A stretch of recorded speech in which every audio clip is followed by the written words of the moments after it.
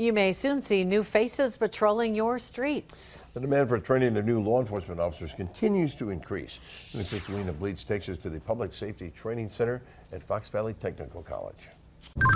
Car 4 dispatch, I'll be 10-8 as well. Jackson Reeder of Appleton always knew he wanted to serve his community. I took a tour of this facility when I was in high school.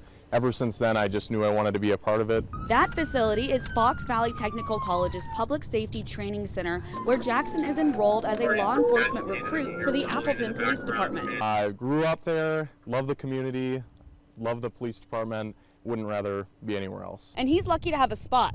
Next year, FVTC is holding a 4th Law Enforcement Recruit Academy as demand continues to rise. But that's something that also has its challenges. Again, a lot of these instructors are officers working the street full time, so logistically it could become difficult, but I have a great dedicated group of adjunct instructors that help in the academy.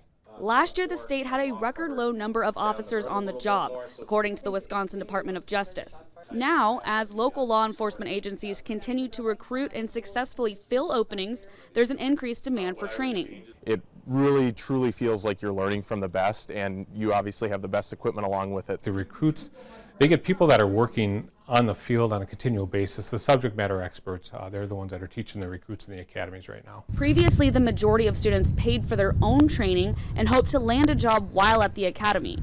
Now, most of the spots are sponsored by local law enforcement agencies sending their recruits, like Jackson, to train at the academy.